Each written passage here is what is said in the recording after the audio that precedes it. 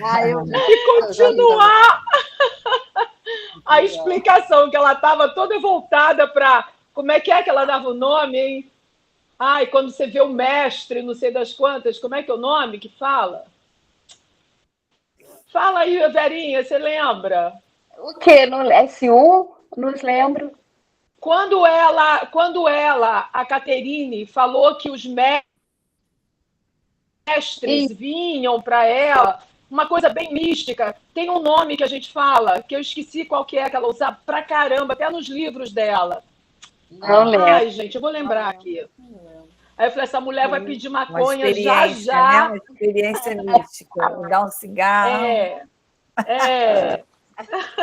Eu recebi Lacan hoje aqui. Ela muito novinha, já viu a foto dela com Lacan? Lacan já era um coroa, já a gente está gravando. Lacan já tinha uma certa idade e ela começando. Ela só se torna psicanalista depois que ele morreu, né, em 1981. Porque antes ele não ia permitir que ela se tornasse do jeito que ela é doidinha. Não, uma criança. Na foto que ela está com ele, assim, ela é uma criança.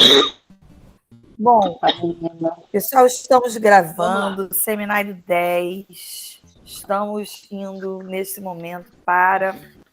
Onde paramos? Estamos entrando numa parte nova, da angústia entre o gozo e o desejo. Essa parte nova. Deixa eu ver pelo sumário, se ela tem número. Primeira parte, introdução à estrutura da angústia. Segunda, revisão do status do objeto. Tudo isso nós já passamos. E estamos nessa terceira parte, que é a angústia entre o gozo e o desejo. E a primeira aula dessa terceira parte é a aula 12, dando sequência no seminário, que se chama A Angústia, Sinal do Real. Então, nós encerramos a outra parte... Justamente ele dizendo, é aí que pretendo que retomemos da próxima vez a sequência deste discurso, para situar exatamente a função indicativa da angústia e aquilo que, em seguida, ela nos permitirá ter acesso. Muito bem. Então, vamos ver assim, qual é essa função indicativa da angústia e ao que ela nos permite acesso. Com essa aula 12, Angústia, Sinal do Real. Os pontinhos que estão, não sei o que eu vou ler hoje, não, são os pontinhos que estão aqui. Os pavores de Tchekov, a mama e o objeto caduco, Ágata e Luzia, a perversão e a angústia do outro, grande outro, da detumescência à castração. São os itens que ele vai percorrer aí nessa aula Angústia, Sinal do Real. Quem gostaria de ler hoje? Eu posso ler, eu posso ler. Posso ler. Então um pouquinho cada uma. Tem mais gente. Você vai ler, Verinha? Eu gosto da sua leitura também. Eu posso ler. Posso ler, se você quiser ler também. Vai lá. Lê um pouco cada uma, vamos lembrar de ler um pouco, você lê um pouco. Tá, vamos lá. Então, Angústia, Sinal do Real. Os pavores de Tchekov, a mama... você já leu essa parte, né? Já viu. Agora continuaremos a caminhar em nossa aproximação da angústia, angústia que os faço entender como sendo ela mesma da ordem da aproximação. Vocês já estão suficientemente informados pelo que produzo aqui para saber que a angústia não é o que pensa uma porção de gente vã. Não obstante, ao relerem posteriormente os textos principais sobre a questão da angústia, poderão ver que o que eu lhes houver ensinado estará longe de se achar ausente deles. Está simplesmente velado, mascarado por formulações que são modos de abordagem, talvez cautelosos demais, sob o revestimento, digamos, de sua carapaça. Os melhores autores, contudo, deixam transparecer aquilo que têm enfatizado, que a angústia não é sem objeto. Em inibição, sintoma e angústia, né, no apêndice B, complemento sobre o tema da angústia, vocês podem ler a frase na qual, nisso seguindo a tradição, Freud evoca a indeterminação, a ausência, como ele fala, que é essa palavra? Estava tentando colocar um negócio aqui no meu computador. Não é objeto. Né? Aonde você está, me perdi. Aqui. Freud evoca a indeterminação, a Objectlosigkeit da angústia. Objectlosigkeit. Ela não é sem objeto, né? Que ele fala. Não é sem, não é isso? Freud evoca a indeterminação, a Objectlosigkeit. Eu só precisaria lembrar-lhes o próprio conjunto desse artigo para dizer que essa característica de ser sem objeto não pode ser conservada.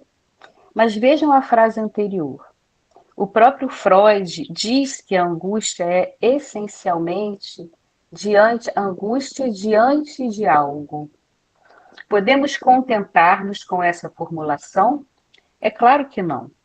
Devemos ir mais longe, falar mais desta estrutura. Esta se coloca em contraste com a que introduzi ao situar a causa do desejo atrás do desejo. Tá. Como foi que ela passou para frente? Só para, embora aqui já diz a indeterminação do objeto, mas aqui está Objectlosigkeit, é um termo psicanalítico cunhado por Freud, explorado por Lacan, que descreve a ausência de um objeto específico e concreto que cause a angústia. Refere-se à natureza indeterminada e subjetiva da angústia, que não é medo de algo, mas um sentimento de apreensão sem um objeto definido, que só ganha nome quando encontra um objeto substituto, que se possa dizer o medo, né? Ótimo. Esse é o conceito de Objectlosigkeit. Então, Márcia, mas isso aí a gente poderia relacionar a algum trauma? Então, qual é a diferença, né? Acho que a gente tem que pensar isso. O que o Lacan está colocando de diferença, assim, da angústia com ou sem objeto, né? No conceito de Freud, esse Objectlosigkeit é uma ausência de objeto. Isso significa que a angústia não está ligada a um objeto externo identificável, mas a condição interna. Isso que faz diferenciar a angústia do medo. Para que o indivíduo possa lidar com a angústia, a psicanálise sugere que ele se cristalize em um medo, Furcht, que é a angústia ligada ao objeto específico. Então, para lidar com a angústia, é preciso que ela acolhe um objeto específico.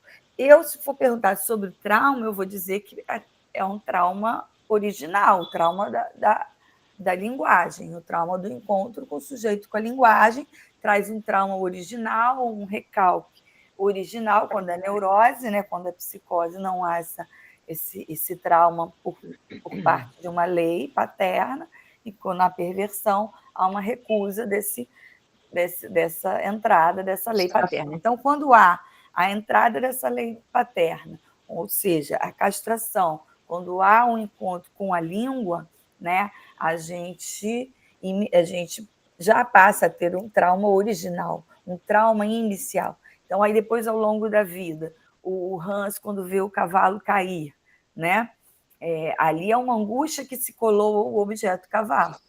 Antes do Hans, aquela angústia que é do pai imaginário, rival, quem sou eu na vida, qual é o meu lugar para minha mãe, a minha irmãzinha que chegou, essas questões que Freud estava trabalhando, mas ele localiza a angústia num objeto, que é o cavalo.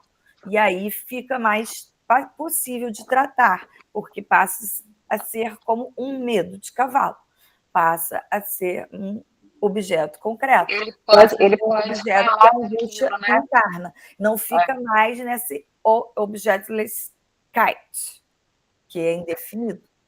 Porque no medo você pode falar daquilo, né?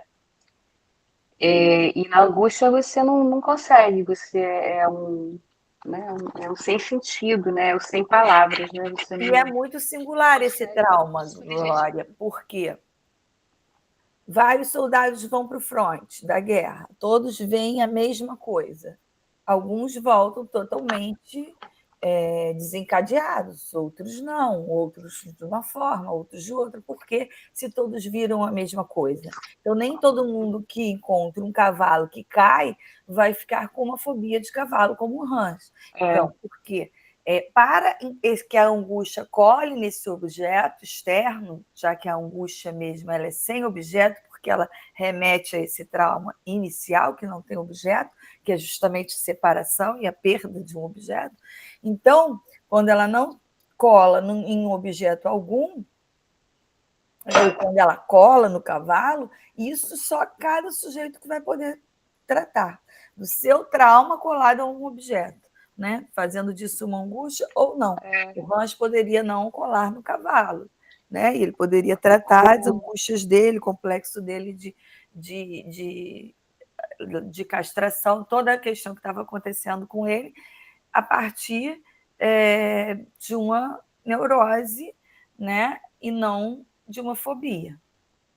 Mas a partir do momento que a angústia se instala ali em um objeto, a gente tem essa versão de fobia para a neurose de angústia. Porque a neurose Eu te perguntei isso. Neurose obsessiva e neurose de angústia. Só que a neurose de angústia muitas vezes encarna essa fobia. E a gente chama de fobia e não neurose de angústia. Tá. Ô, Márcia, a gente poderia dizer, então, que por exemplo, nessa questão, quando ele bota que Freud evoca a indeterminação desse objectless kite, né, da angústia, quer dizer, essa ausência de objeto específico e concreto aí, né, que causa angústia, a gente poderia dizer que, será que Lacan parte disso para dizer que a angústia é sem objeto? Eu acho que a gente está bem nessa parte. Do que Lacan vai dizer?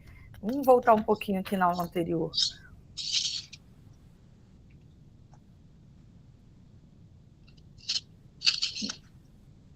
Eu tenho ainda uma dúvida, depois que você responder a Márcia.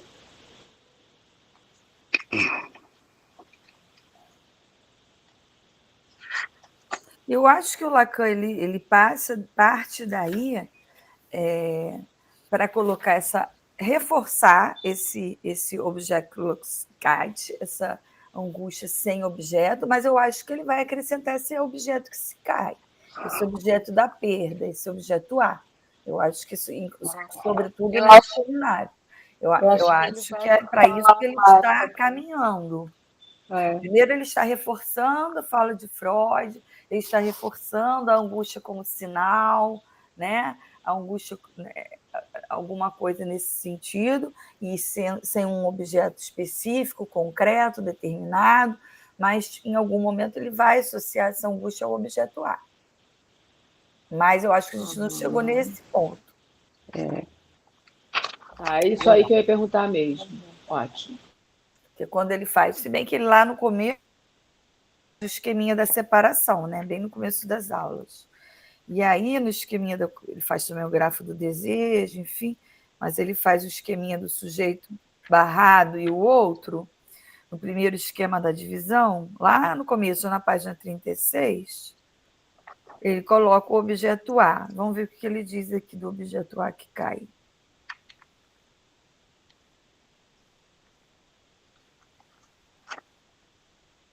Não é por isso, se assim posso dizer, que ele corta o outro em rodelas. Há no sentido da divisão um resto, um resíduo. Esse resto, esse outro derradeiro, esse racional, essa prova e garantia única, afinal, da alteridade do grande outro é o objeto A. Ou seja, ele está falando ainda como resto, mas eu acho que ele vai associar esse resto à angústia ainda aqui nesse momento em que a gente está. Porque na primeira parte, né, a introdução à estrutura da angústia, a revisão do status do objeto, para então colocar a angústia entre gozo e desejo. a angústia entre gozo e desejo, me parece esse trauma original, onde o objeto A cai como resto, né? Que ele tem uma dupla função, né? Que é uma dobradiça, tanto causa de desejo quanto angústia, resto, né? Então, por isso que ele vai estar entre o gozo, né? E a angústia. Vamos. Entre o gozo e o desejo, desculpe. Porque ele vai ter esse status de angústia entre o gozo puro, absoluto, e o desejo, que é como uma forma dessa angústia tocar, né, algo simbólico, sair desse estatuto único de real.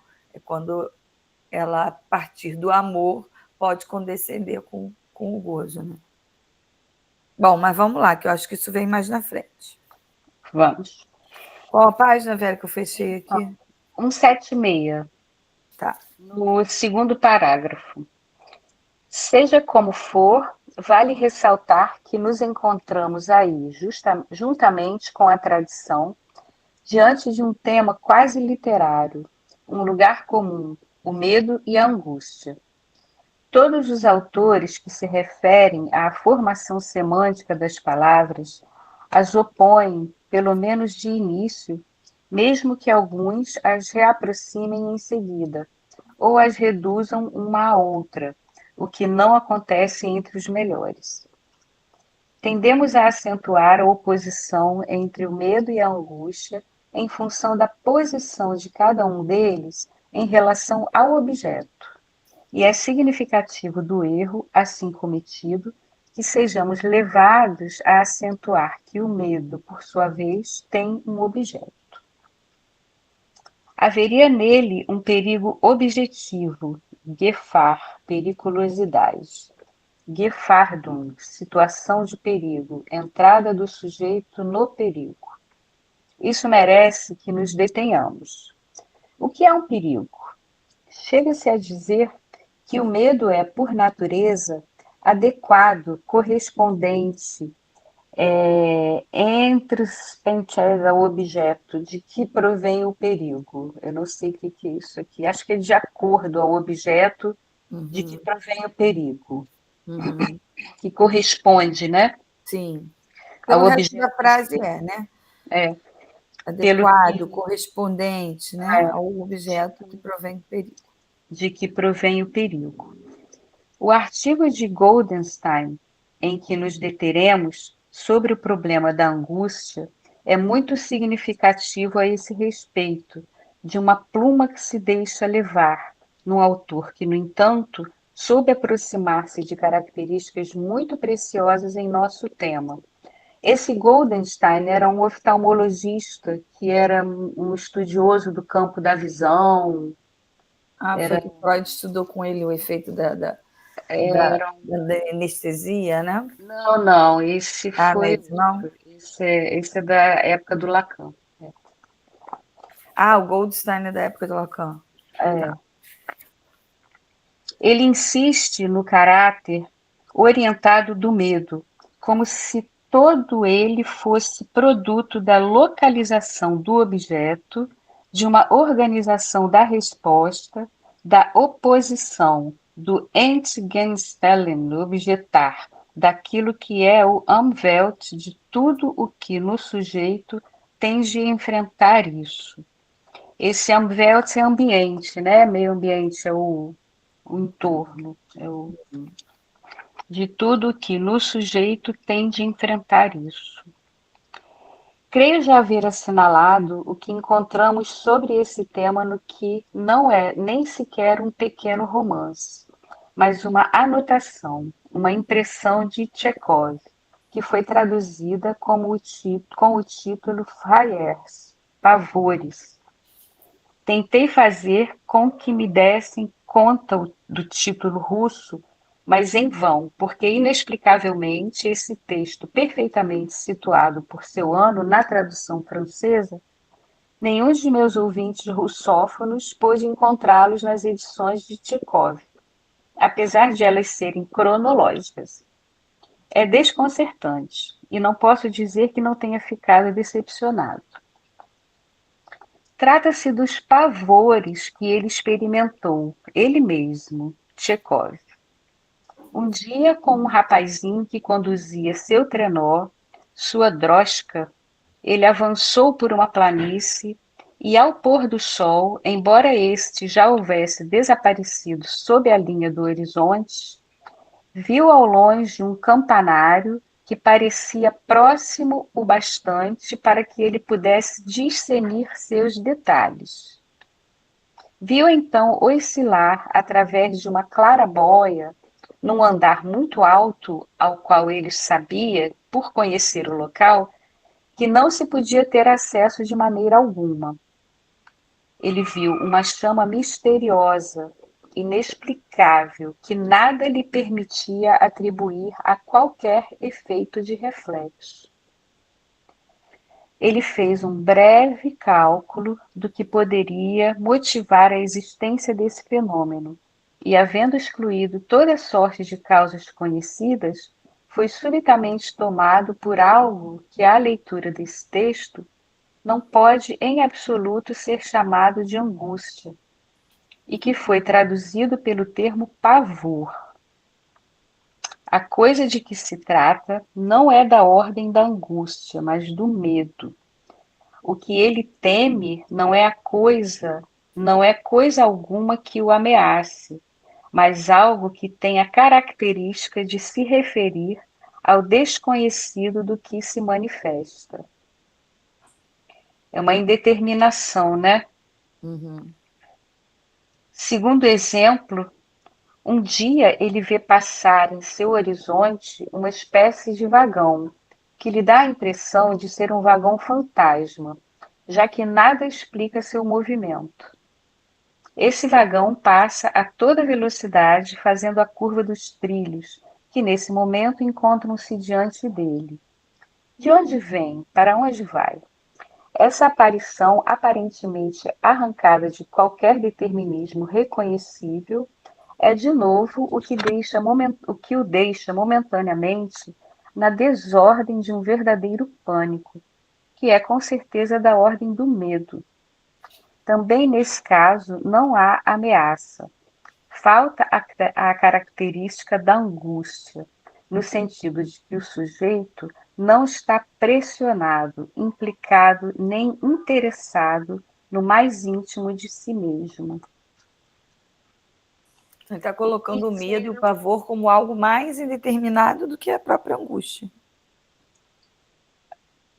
Mas é interessante que nesses exemplos ele pode falar alguma coisa, né? Tem um trem, tem uma chama, porque na angústia você não tem palavras, né? Mas ele diz que não pode em absoluto ser chamado de angústia, foi traduzido pelo termo pavor, né? E que não é da ordem da angústia, mas do medo. E eu entendi aqui. É um desconhecido que se manifesta. Eu entendi aqui que medo é sempre algo que está na ordem do desconhecido, daquilo que você não pode explicar. Daquilo, Tanto é que ele bota até a palavra fantasma para falar desse vagão, né? Algo que é inexplicável. A angústia é quando você já tem o desenho daquilo dentro de você, né? Agora, uma coisa que, desde a leitura lá anterior, que está como questão para mim. E quando há o recalque? Porque você pode passar por essa cena, você ficar apavorado, mas você recalcar. A angústia é da ordem do recalque ou o medo é da ordem do recalque? Bom, o medo a gente está ainda decifrando aqui, né? Para a gente colocar no recalque, eu acho complicado. Mas no recalque há não é isso, Vera, que Freud falava? Que o que se recalca é uma porção de afeto, mas é impossível de se recalcar a angústia? Porque, por exemplo, na psicose tem angústia e não tem recalque. Né? Então, a angústia não é recalcada. O que é recalcado é um afeto, é algo ali ligado à situação que gera essa angústia. mas a angústia fica e a situação que se recalca, né? E que fica tentando retornar através do sintoma, enfim, que é o retorno do recalcado ou das manifestações do inconsciente, né? Retorna no sonho, nos atos falhos, mas isso que é recalcado é mais um conteúdo ou até algo de um afeto, mas não a angústia em si. Posso dar um exemplo? Para através do exemplo? Então, uma pessoa que tenha sido estuprada com o dedo quando era criança, mas que não tem nenhuma lembrança desse ato, que o que a faz lembrar são coisas como ela dormir sempre coberta, ou ela vir a ter um vaginismo na idade mesmo de transa, enfim. Então, ela recalcou. Mas ela não tem acesso. Ela recalcou o acontecimento, ela recalcou a história. Então, aí o que ela sente? É angústia ou é medo? Quando ela está diante do ato. Mas ela não tem nenhuma lembrança. E num determinado momento, ela vê a cena. No momento de uma sessão, ela declara a cena, ela relata a cena como foi e entra em contato com a cena. Então, o que estava recalcada era a cena.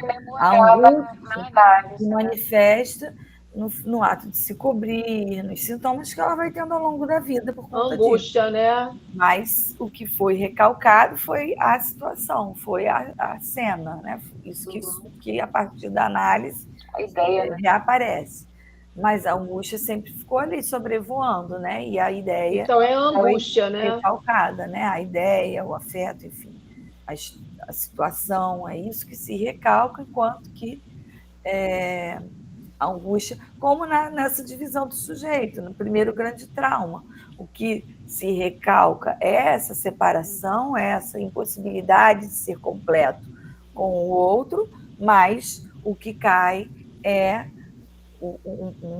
um resto dessa operação, que é o objeto A, que é um objeto que ele vai associar à angústia.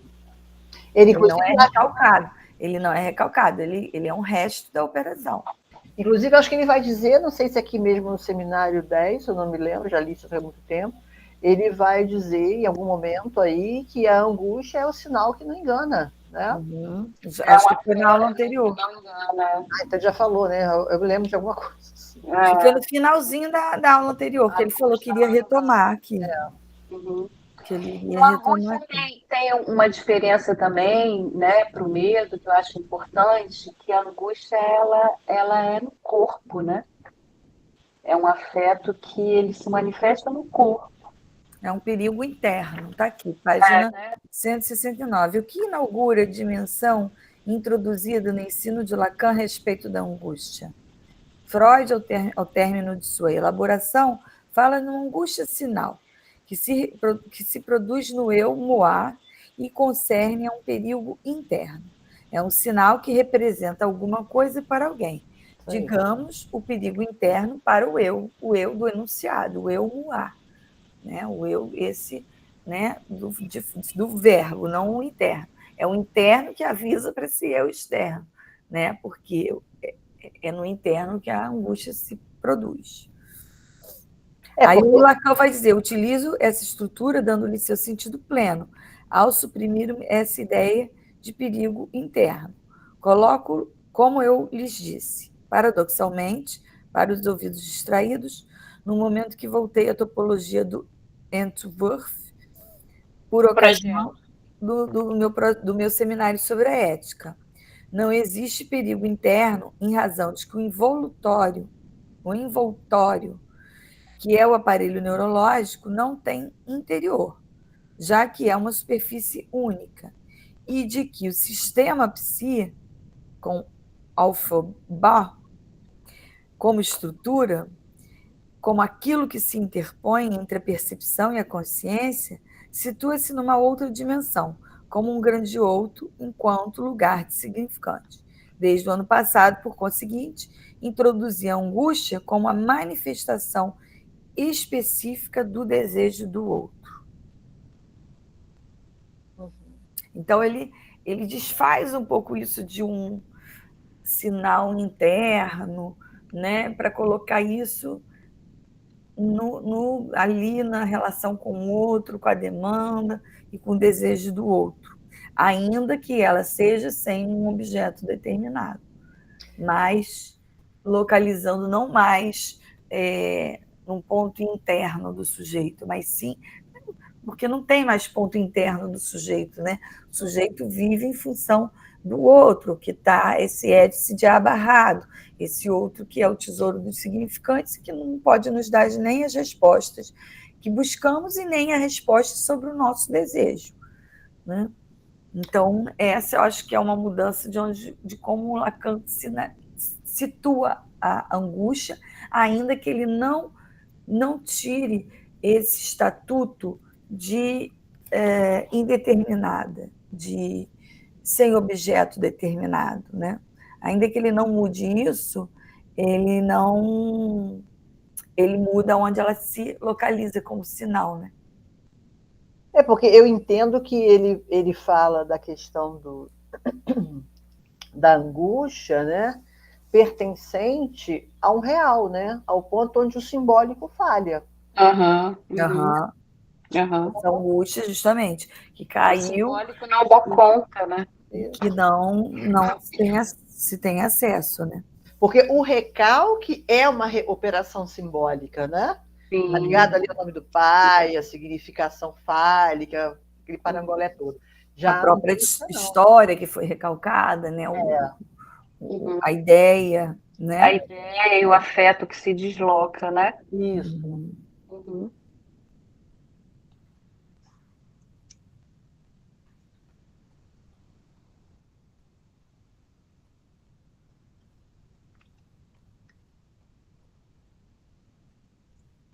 É isso, vamos lá.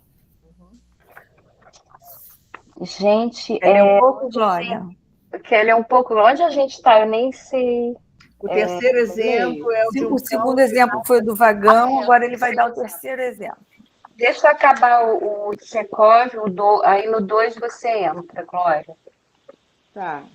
O terceiro exemplo é o de um cão de raça, cuja presença nada lhe permite explicar naquela hora e naquele local.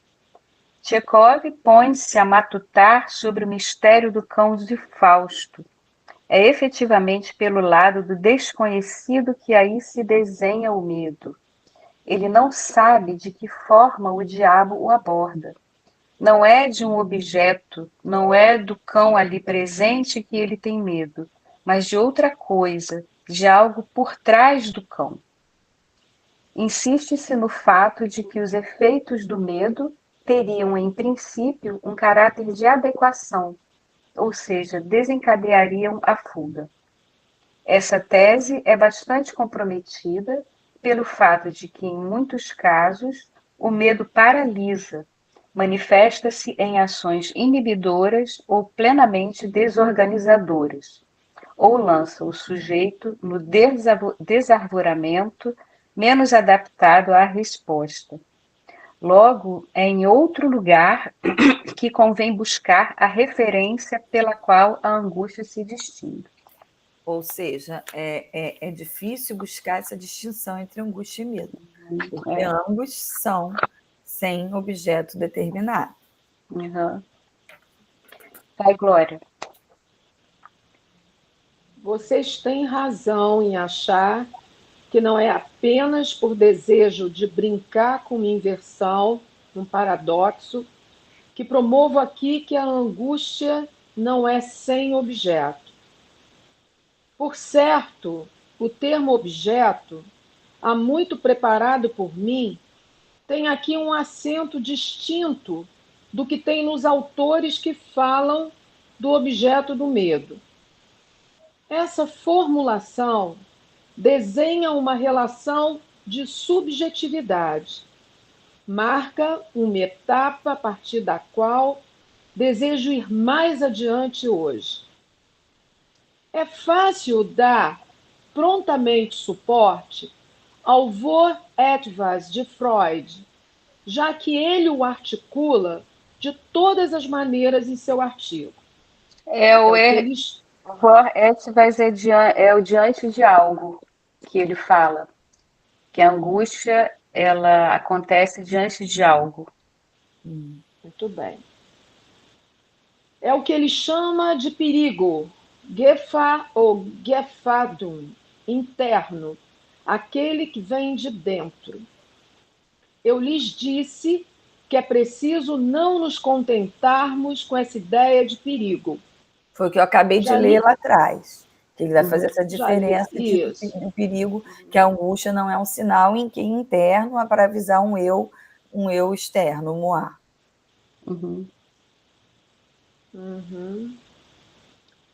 Já lhes assinalei há pouco seu caráter problemático quando se trata do perigo externo. O que avisa o sujeito de que há um perigo, senão o próprio medo, senão a angústia? Aqui eles botam os dois juntos, né? Sim. E na página anterior ele falou, a partir desses 3 exemplos, não convém buscar a diferença entre medo e angústia. O sentido que pode ter a expressão perigo interno está ligado à função de uma estrutura a ser conservada. É da ordem do que chamamos de defesa. No próprio termo defesa, a função em si do perigo está implicada, mas nem por isso é esclarecida. Assim, tentemos seguir passo a passo a estrutura e apontar onde tensionamos situar a característica de sinal, em que Freud se deteve como a mais apropriada para nos indicar, a nós analistas, o uso que podemos fazer da função da angústia. Somente a ideia de real, na função opaca de que falo para lhe opor a do significante, permite que nos orientemos. Já podemos dizer que esse etwas, diante do qual a angústia funciona como sinal, é da ordem da irredutibilidade do real. Foi nesse sentido que ousei formular diante de vocês que a angústia, dentre todos os sinais, é aquela que não engana. É engraçado que depois de ter lido... Gente, eu sou muito maluca. Depois de ter lido que a angústia em Freud é aquela que não engana, toda vez que alguma coisa me gerava angústia e que eu já não tinha mais, eu falava assim, não, vai ter que gerar porque disso aqui eu tenho medo. Por exemplo, tipo, avião, eu odeio avião. Uma angústia assim, prévia, de um mês antes já estou envolvida com isso. Mas depois que eu li isso, lá dentro do avião falou assim, porra, a angústia não engana, então vai cair essa porra aqui. Eu vou morrer mesmo hoje. Que louco isso. Do real, portanto, de uma forma irredutível, sob a qual esse real se apresenta na experiência, é disso que a angústia é sinal. Tal é o fio condutor, que isso? Aqui lhes peço que se atenham para ver aonde ele nos levará. Quer falar, Marcinha? Não, eu anotei só umas coisinhas aqui. A angústia é aquilo que não engana, tanto em Freud quanto Lacan. A angústia aproximada do medo, uma coisa que Lacan vai trazer. Eu acho que Freud não faz esse trabalho. Ele vai falar desse perigo interno. Então, ele está falando também de angústia como próxima do medo. Então, a gente pode ir lá botar perigo interno para Freud. E medo para Lacan. Muito e angústia bem. Sem objeto em Freud e angústia não sem objeto em Lacan, que é onde ele vai começar a associar a angústia com esse real opaco, com esse real que não que é irredutível, né? E ele vai começar a aproximar desse objeto A. Lá vem ele de novo com os esquemas do objeto A. Então, não é não sem sinal. É aqui que ele vai se diferenciar, principalmente de Freud. Angústia sem sinal, sem objeto, desculpa, gente, falei sem sinal. Angústia sem objeto ou angústia não sem objeto. Tá? Porque vai ser aquele objeto, né? Um objeto que se diferencia do significante. É uma questão lógica aí, né? Se diferencia do significante à medida que se associa, né, ao opaco do real. Márcia, depois fotografa, manda pra gente. Tá tudo sujo, tá bonitinho o esquema, gostei. Então, quando ele fala aqui, ó, foi no sentido que eu usei formular diante de vocês angústia, dentre todos os sinais, aquele que não engana, né? Uhum. Então, eu já entendo. Então, assim, a angústia é o modo pelo qual o sujeito experimenta o real, né? Ah, que bonito isso. Aí, eu tô pensando, tô passando aqui tô reverberando alguma coisa aqui, né? Nossa, que legal. A angústia. Porque se a gente pegar, é muito sutil a diferença que o Lacan vai implementar em relação à angústia. Vai ser um sinal, mas ele vai deslocar desse perigo interno para esse objeto opaco, para esse objeto do real, para esse que é justamente algo que se opõe ao significante, porque o significante é o que desliza uma cadeia simbólica. Esse opaco, inacessível do real. Então, ele só vai fazer esse deslocamento de não ser sem objeto, enquanto que Freud dizia que era esse perigo, né? que interno, perigo interno. Sim. Eu acho que é muito sutil a diferença. Eu também penso que sim, porque é muito sutil. Se eu parto desse princípio, e aí eu estou partindo do princípio que eu estou identificando aqui, né? Que a angústia é o sinal do real, não é do perigo, nem do recalcado em si, mas da presença do real na cena, né? Sim. Então, o sujeito está ali diante de algo que escapa ao sentido. Algo que está muito próximo, né? E que não pode ser visualizado. Não sei, está passando pela minha... Não, é isso. Eu acho bacana, que esse é o ponto mesmo. E que vai causar o desejo. Vai ter essa função também de causa. Vai ter essa função também de causa. Agora, a gente... Mas está bem longe, né, ainda, né, disso, né? Será que a gente pode... Não tão longe, não. Quando ele começa esse esquema da divisão do sujeito, que ele já fez lá no começo, e que ele retoma aqui, ele já vai se aproximar angústia e desejo. O nome dessa aula, dessa parte, é angústia entre gozo e desejo. Então, não está longe dele aproximar essa causa de desejo nessa dupla função do objeto A, que é tanto presença de angústia, desse opaco, em que se diferencia do significante, como causa desejo. Por quê? Porque a partir do momento que é um objeto caído da divisão do sujeito, o sujeito busca restituir isso que perdeu. Né? Então, ele Meninas, todas vocês veem a Márcia com uma tarja preta? Todas. Eu vejo. Preta? Não. Vê também? Nossa, a maior tarja, dá um nervoso que eu quero ver a cara dela, não posso. Não, eu estou vendo normal. Eu consigo tirar essa tarja preta. Deixa eu ver uma coisa. Aqui da Vera? Tá no meu? Para mim tá na Márcia. Para mim não tá também. Eu não vejo os olhos da Márcia, só quando ela baixa como está agora. Quando ela levanta a cabeça, fica com a tarja preta. É porque você está no celular, isso muda. Ah, tá. Deixa eu ver se eu fizer assim, ele fica. Não muda a cena, não. Fica igual. Agora, Vera, quando você fala fixar, vê se vai mudar, fixar na tela. Oi? Quando você fala da questão do desejo, daquele se aproxima do desejo, né? o sujeito ele se confronta com o desejo do grande outro, né? Com o que o constituiu, não é isso? Melhorou, Glória? Agora tá perfeito. É porque eu me fixei aqui, tirei da... Eu me fixei. Desculpa, Márcia, o que você estava dizendo?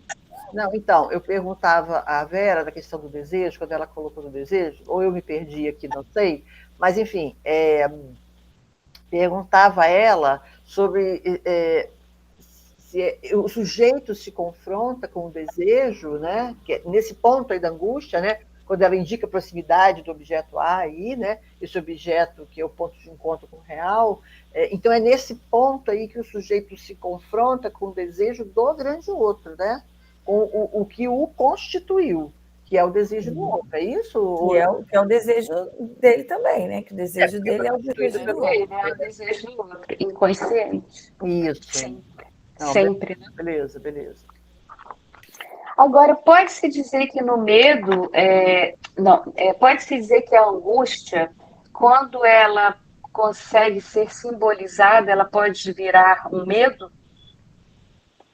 Quando ela Vera, consegue ele está dizendo que não. Ele deu 3 exemplos de Tchakov, ele deu 3 exemplos onde o medo é isso que ele, ou que se fosse um medo com uma presença de um objeto determinado, faria correr, entraria nessa questão da defesa. Ele vai dizendo os 3 exemplos que o medo é tão similar à angústia que não cabe tentar diferenciá-lo.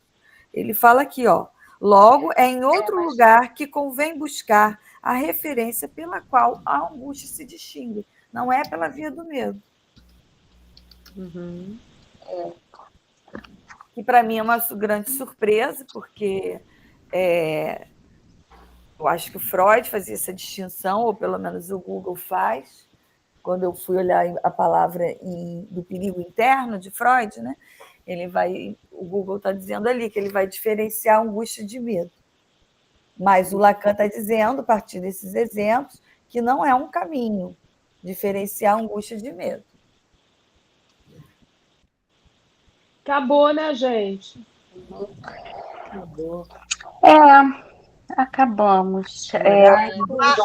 Vou tirar uma foto daqui mesmo. Deixa eu perguntar uma coisa a vocês aqui, né?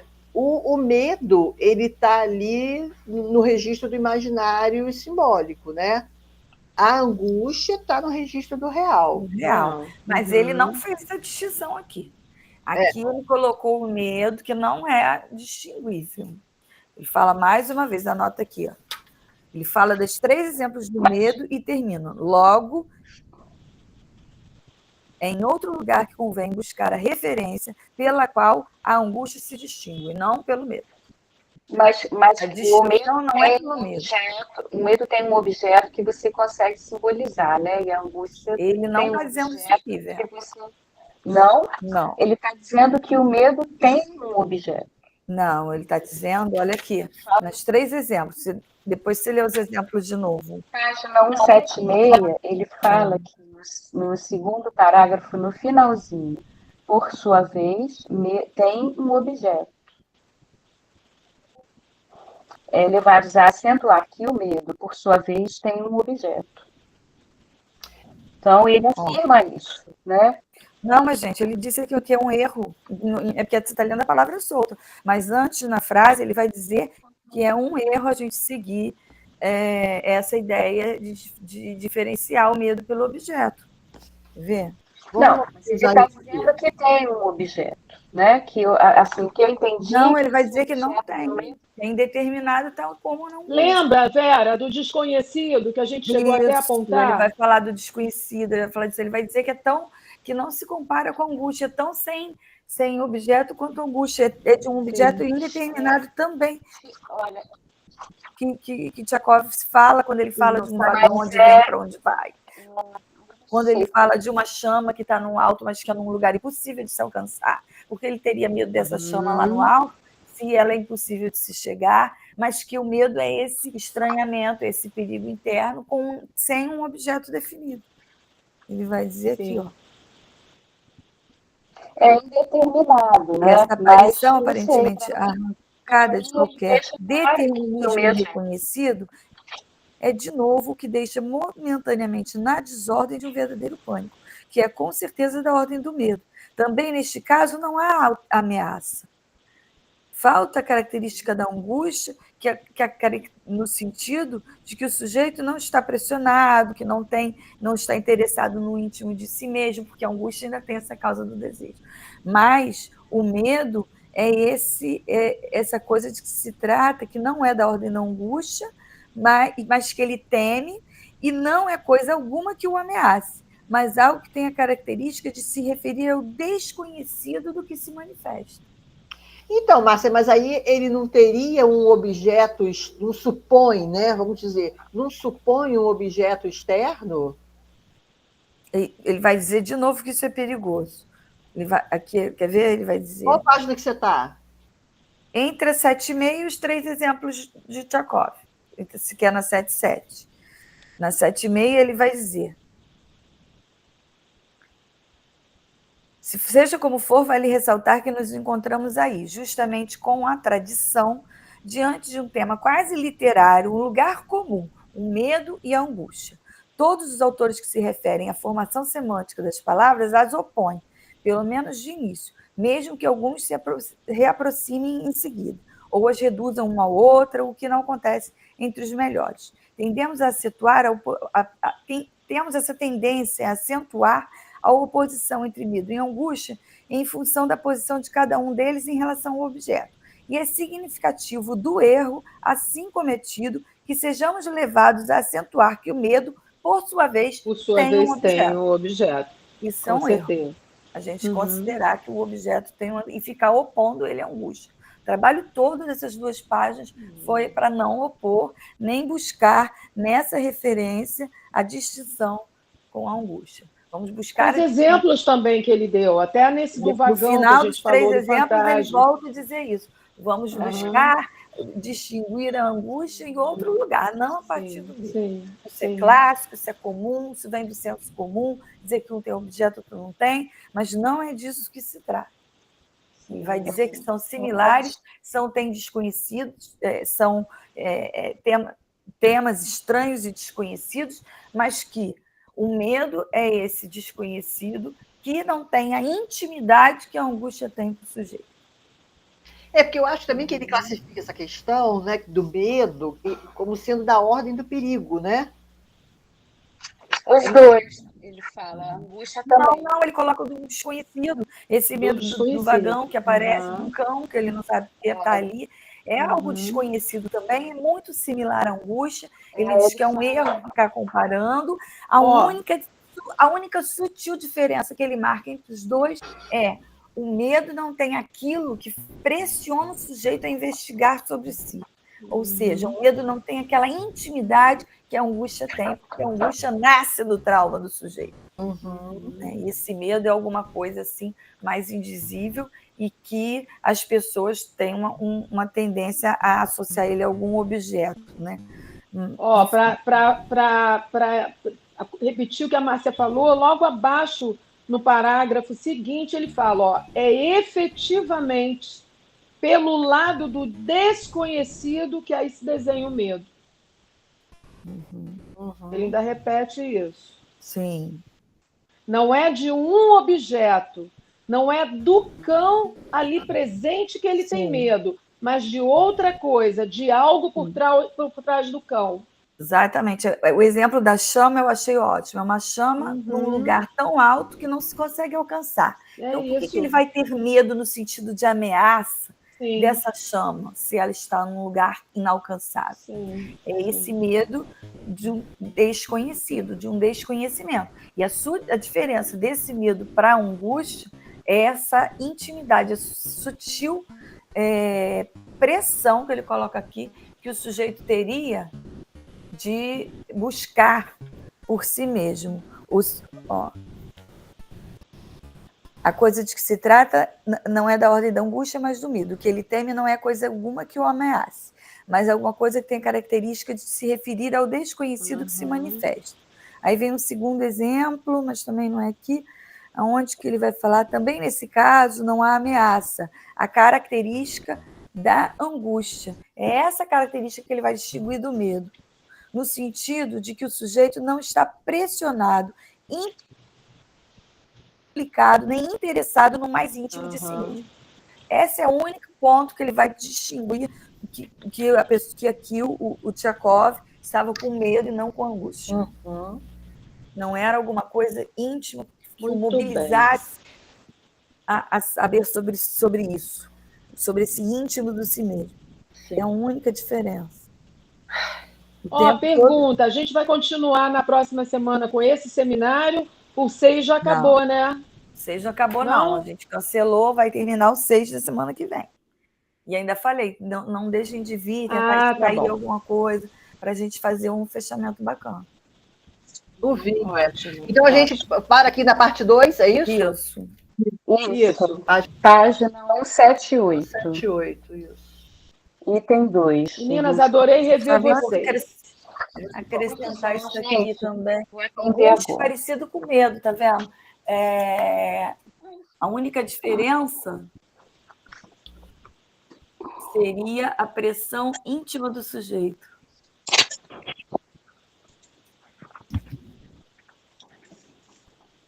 Bem.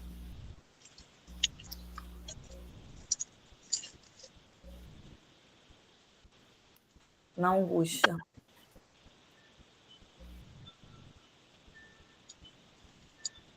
Quando a gente está com pressa, é uma merda. Olha a cachaçinha. Tá gravando. Bom, quem vai bater a foto, eu não posso estar com tarja preta, só isso. Quem vai? Ou eu tiro daqui? Tira do computador. Melhor, Márcia, fica legal. Tá, mas aqui entrou um negócio aqui, mas eu vou tentar cortar isso aqui. Vamos. De qualquer jeito, eu printei um negócio do computador. Eu vou tentar fazer do print. Tá. Então, 1, 2 e... Foi? Muito bem. Foi. Que lindo. Tchau para você também. Acabou, PC, pronto. Beijo, querida. Beijo. Até quarta. Beijo.